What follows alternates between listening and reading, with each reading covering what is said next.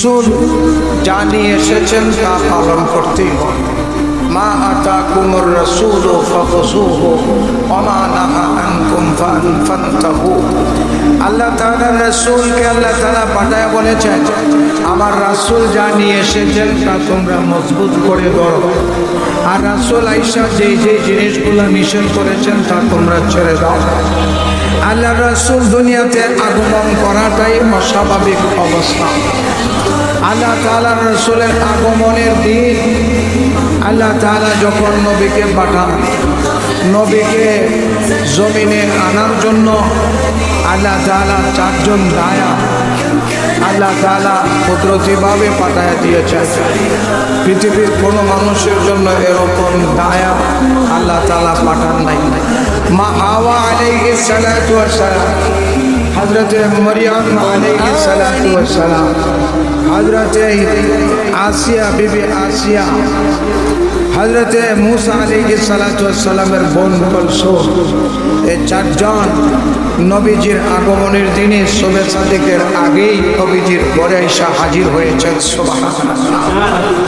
মা আমেনা বলেন, আমি যখন দেখলাম আমার ঘর আলোকিত হয়ে গেছে, আমি তখন তাকায় দেখতেছি আমার ঘরের যে ছাদ আছে, বিল্ডিংয়ের ছাদ, কাপড়কে দুই টুকরা করলে যেরকম দুই থেকে দুই টুকরা চলে যায়, আমার মুহাম্মদ যেদিন জমিনের মধ্যে আসবে সেই সময় আমি তাকায় দেখি আমার ঘরের ছাদ কাপড়ের মতো দুই ভাগ হয়ে গেছে। সুবহানাল্লাহ। हकीकत की खबर देने को बशीर आया नसीर आया, हकीकत की खबर देने को बशीर आया नसीर आया, शहनशाही जिसके कदम चूमे ओ नबी आया व रसूल आया। সমস্ত বাদশাদের বাদশাহিয়ত সেদিন চূর্ণ বিচূর্ণ হয়ে গিয়েছিল। সুবহানাল্লাহ। নবীর আগমনের সময় তারিখে ইসলামের প্রথম খণ্ডে, যেটা 9 খণ্ডে লেখা তারিখে ইসলাম, ইসলামের ইতিহাসের একটা বই লিখেছেন আল্লামা ইমানুদ্দিন রাহিমাহুল্লাহ। ওনার কিতাবের মধ্যে লিখেছেন তারিখ ইসলামের প্রথম খণ্ডে নবী যেই সময় জমিনে আগমন ঘটবে, নবী জমিনের মধ্যে আসছেন, সবাই মাত্র নবী জমিনের মধ্যে কদম রেখেছেন, সাথে সাথে মক্কার ভিতরে 360টা মূর্তি ছিল, সবগুলা মূর্তি এরকম দাঁড়ানো থেকে নবীর সম্মানে সাজদায় পড়ে গেছে। সুবহানাল্লাহ। যতগুলা মূর্তি ছিল কাবার ভিতরে সবকটা মূর্তি সুজা ছিল, জুইয়া বইরা নবীকে সাজদায় পড়ে গেছে। সুবহানাল্লাহ।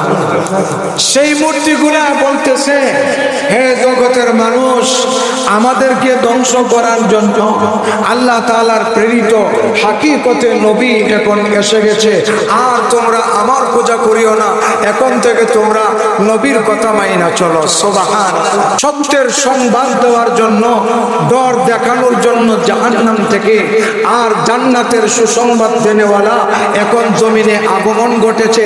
আমাদেরকে যে তোমরা মাবুদ বেনেছ, আমরা কোনো মাবুদ নয়, আমরা হলাম মূর্তি, মাটির তৈরি, আমাদের কোনো পাওয়ার নাই, মুহাম্মদেরই সবচেয়ে পাওয়ার। এই পাওয়ারকে সম্মান জানানো আমাদের দরকার, সেজন্য আমরাই সাজদা পড়ে গেলাম। তোমরাও নবীর সম্মানে, নবীর জন্য তোমরাও আল্লাহর সামনে সাজদায় পড়ে যাইবা। সেই সময়কার বাদশা ছিলেন আব্দুল মুত্তালিব, নবীর আপন দাদা। নবীর আপন দাদা বাদশা, সে আবে জমজম কুয়ার পাশে কাবার দরজার সামনে উনি শুয়ে ছিলেন রাত্রের বেলা। ওই সময় তাকায়া দেখেন সবগুলা মূর্তি যখন সাজদায় পড়ে গেছে, ওনারা নাইলা মূর্তির পূজা করতেন। নাইলা মূর্তিটা ছিল একটা মহিলার আকৃতিতে বড় একটা মূর্তি। কবিলে কবিলে কাবুতে খুদা কা, কিসি কা হাবুলতা কিসি কা সফাতা, এ নাইলা পর আমর ও উজ্জা পর হর হর কবিলে নই কে খুদা কা।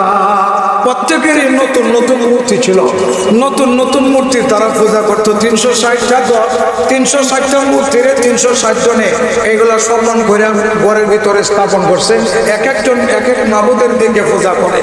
এই মক্কার সামনে আবে জমজম কুয়ার সামনে নাইলা নামক মূর্তিটা ছিল দশাতি খোদার মতো।